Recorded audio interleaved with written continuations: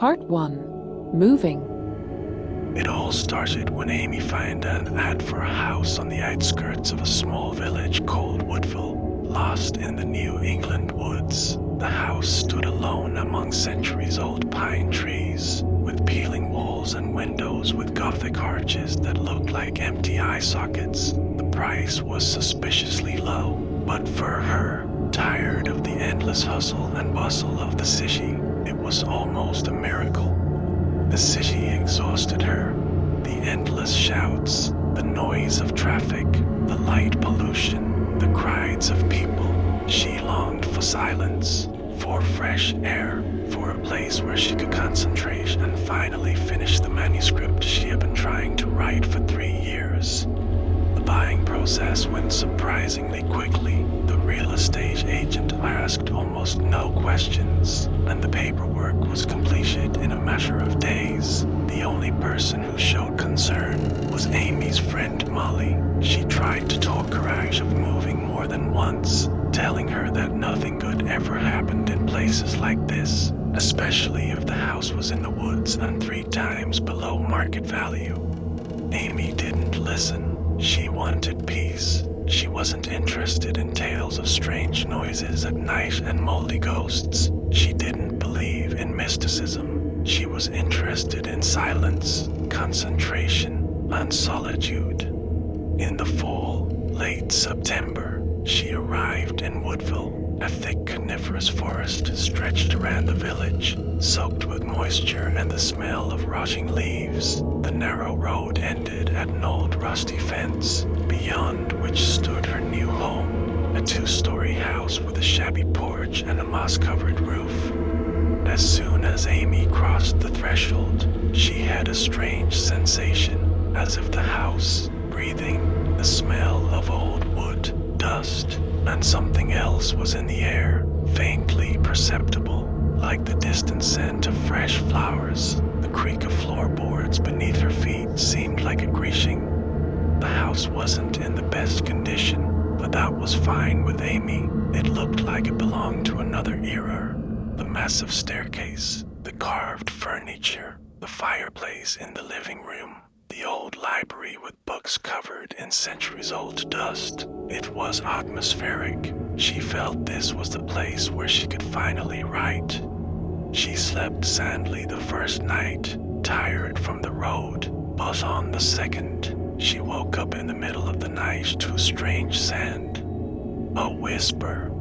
At first, she thought it was the wind. Old house, gaps in the windows, maybe drafts. But the longer she lay in the darkness, the more clearly she recognized the words. The woman's voice seemed to be humming an old lullaby in an incomprehensible language. The intonation was affectionate, but there was a cold emptiness to it, as if the voice didn't belong to a living person. Amy got up, turned on the light, and walked around the house, checked the doors, the windows, the basement. No one, just empty rooms and shadows dancing from her flashlight. She put it down to imagination. New place, stress, darkness. Such things are easy to conjure up when you're alone. But the next night, the whispering returned.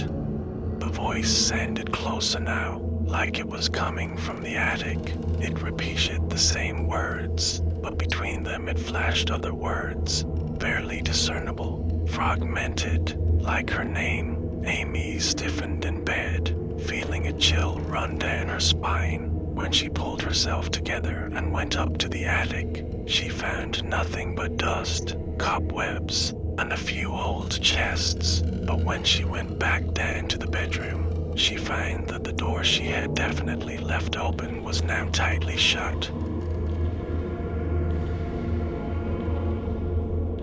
Part 2. Footsteps upstairs. After the 3rd night, Amy began to write down everything that happened. She started with a diary in which she entered every little detail. Sounds, times, sensations, even dreams. At first she did it for herself, to prove that everything could be explained rationally. But with each page, the fear seeped deeper. On the 4th night, she awoke again to a rustling sound. It wasn't just a whisper. It was footsteps. Right above her, in the attic, someone was walking slowly. The boards creaked under the weight. One step, a second, a third, a pause, then the creak again, as if someone was turning around. At first, Amy froze with horror, unable even to breathe. She stared up at the ceiling, where the shadow of the nightlight trembled slightly, and waited for the sounds to stop. But they didn't stop. It seemed like someone wasn't just walking, but wandering around looking for something, or someone. She couldn't stay in bed. With shaky hands, she pulled out a flashlight and slowly headed upstairs. Each step up the stairs echoed with a thud in her temples. The attic door was ajar, and yet, as she climbed up, silence, not a sound. Spiders, dust, old things. In one corner was a child's high chair with a wiped-out seat on which lay a rag doll with no eyes. Amy felt everything inside her clench. Her breathing quickened. The air in the attic was colder than the rest of the rooms and smelled sour. She stepped back and closed the hatch, too sharply. It slammed shut with a clatter, the sound traveling through the house like the clang of a bell. Back in bed, she couldn't sleep for the first time in a long time. Her heart was pounding, her body covered in sweat despite the chill. She turned on the television, just to get some sound, but at some point the picture began to shake, to distort, as if the signal were interfering with something invisible. When the screen went blank for a second, she saw herself in the black reflection, only her reflection didn't move.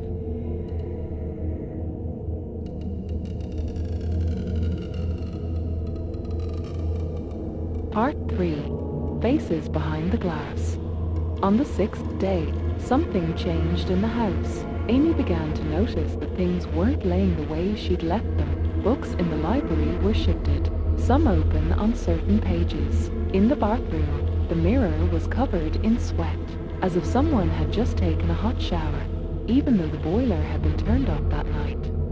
One afternoon, walking past the kitchen window, she felt someone's presence, a gaze. She turned around sharply, and for a moment she saw someone's face behind the glass. It was indistinct, pale, with empty eyes. A second, and no one. She sprinted out into the street, peering into the trees. No one, not a sound, not a trace, only the pines swaying in the wind and the rustle of leaves beneath her feet. In the night, she heard the voice again. This time it was calling her name. Amy. It was gentle, almost caressing, as if it were singing, but in that caress lurked something rotten, sinister, like a rotting rose in a beautiful vase. She felt that the voice was not outside, it was inside the house. Sometimes it sounded just outside the door. Sometimes it seemed to whisper in her ear as she lay in the dark. She began to hide all the mirrors in the house. Their reflections were no longer reliable. Sometimes they showed not her, or her, but with black eyes. One time, as she passed a mirror in the hallway, she noticed her reflection didn't move, even though she had already walked on. When she returned, the mirror was empty. Part 4. Basement. On the 8th day, she ventured down to the basement. She had avoided it until then. The door had always been locked with an old, rusty deadbolt, but now, for some reason, it had been ripped off. Amy took the flashlight and went down. At first all she could see were walls, brick, cobwebs, but when she pointed the light into the far corner, she noticed something strange. There was writing on the wall, scratched out with fingernails, entire phrases. She's not leaving, she's in the walls. I haven't slept in 6 days. You can hear her now, too.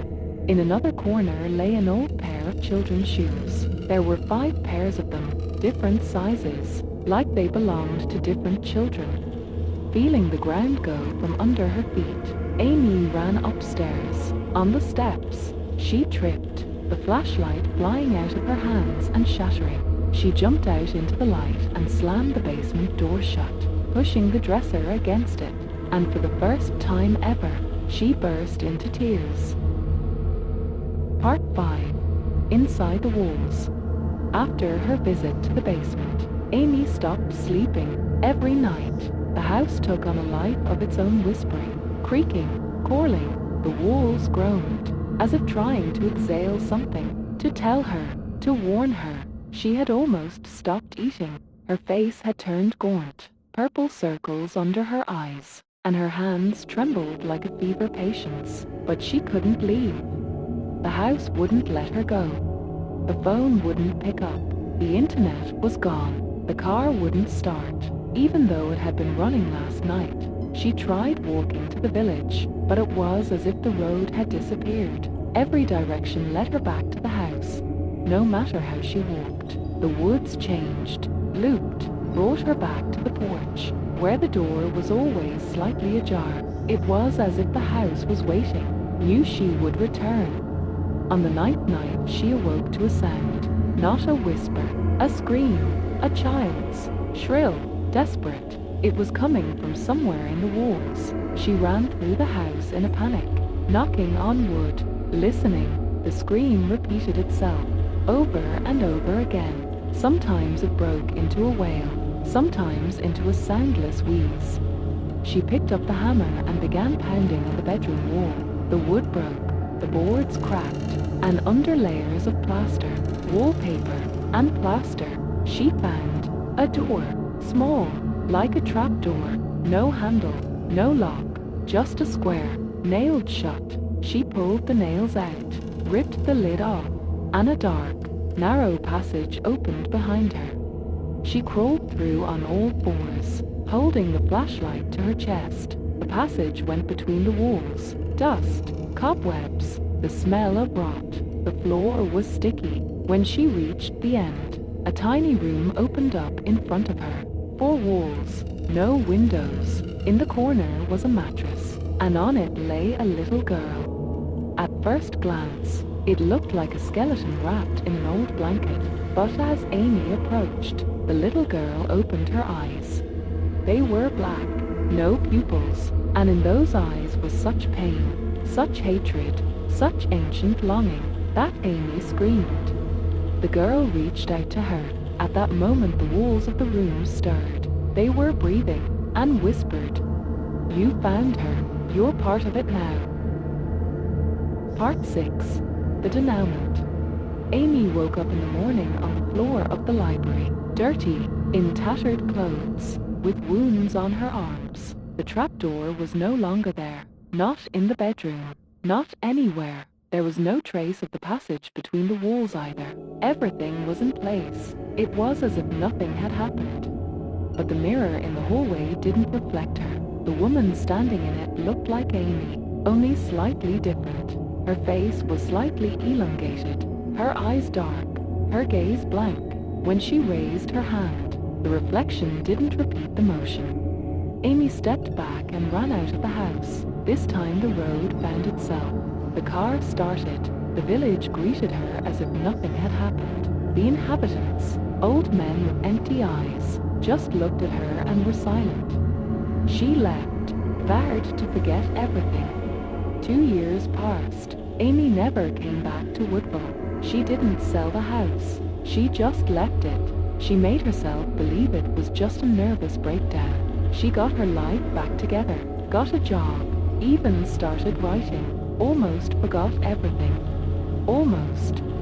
One evening she received a letter. The envelope was unmarked and unaddressed. Inside was a child's drawing, a house with Gothic windows, pine trees, and a little girl in black on the porch. In the corner was a child's handwriting. "You're still inside. You just haven't woken up yet." When Amy looked up, it wasn't her face in the mirror across the hall again. The end.